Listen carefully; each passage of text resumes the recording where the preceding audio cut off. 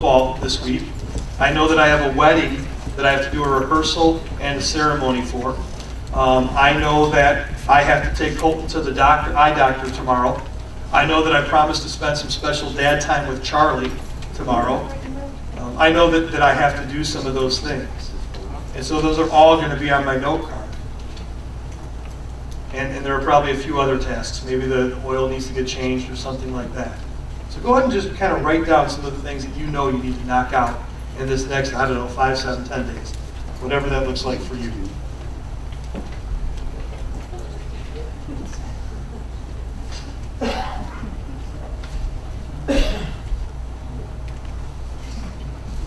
While you're doing that, we'll invite the worship team to come up. Rick? Yeah.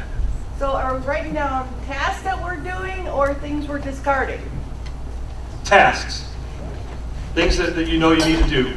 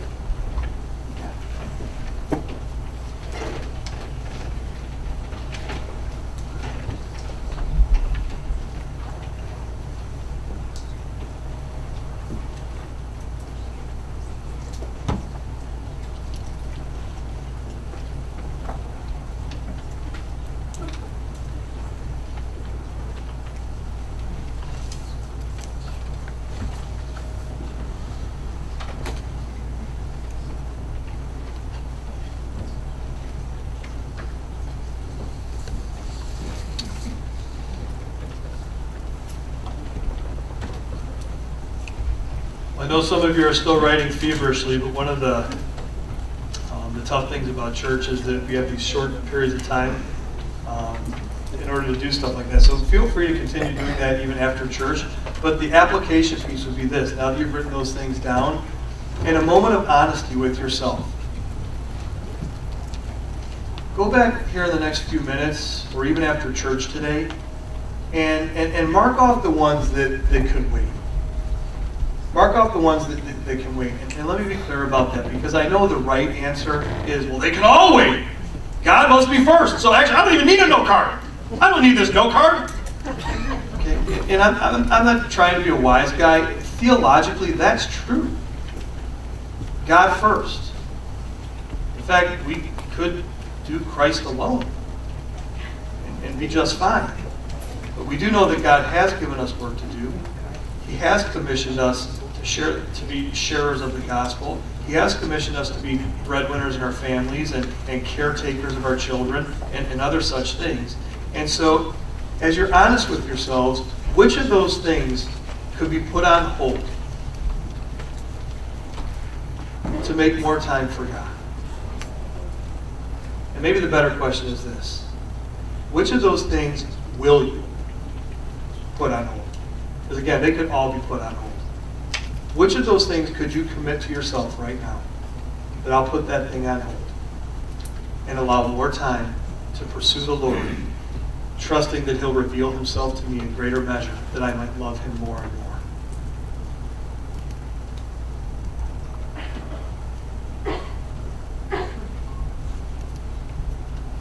Which of those things can you commit to wait? And as a former teacher, I get frustrated with the way we do church a little bit sometimes, because in a classroom setting, I would offer instruction, and then I would come over by you and I would have you do it while I was helping you to make sure you're getting it.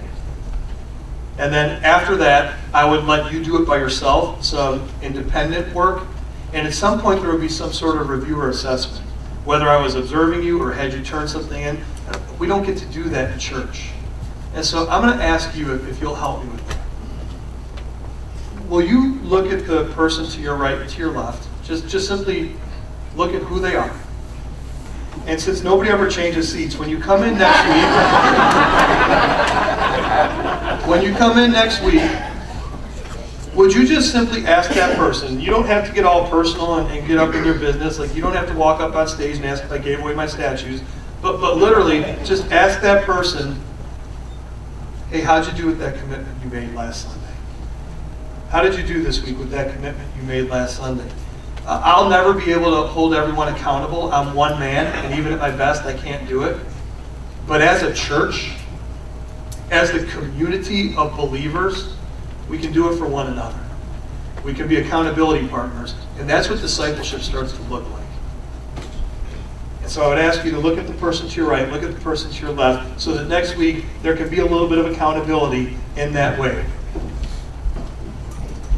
Well, the worship team's about to close with a song of praise for us.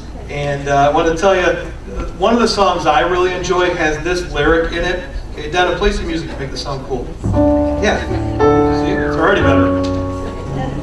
One of the songs I really enjoy has this lyric. It says, if all I had was one last breath, I'd use it just to sing your praise. Just to say amen.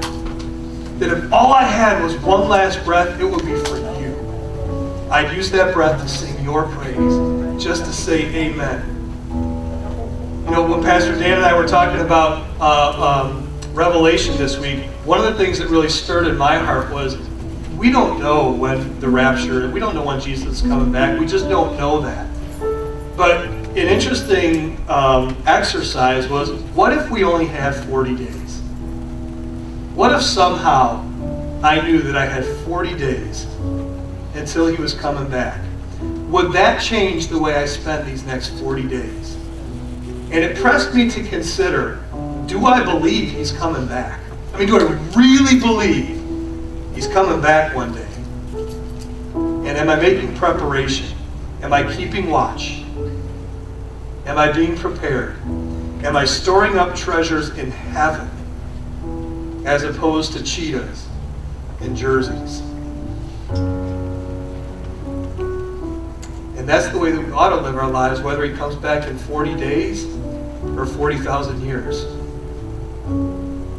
I told Donna this song that they're going to sing this morning is one that every time they play this song or I hear it on the radio, Donna Live is second in my mind. She's second in my mind because the lyrics to this next song are, it's your breath in my lungs. And Donna joked with me, and I thought it was great. She said she's going to sing a chorus for us that's going to say, it's your breath in my lung. For those who don't know, Donna had a part of her lung once removed, and so the lyric is a little bit different for her. But would you stand? Would you stand as we finish with the song of praise and hopefully a commitment to our Lord to sing worship and praise and love him most.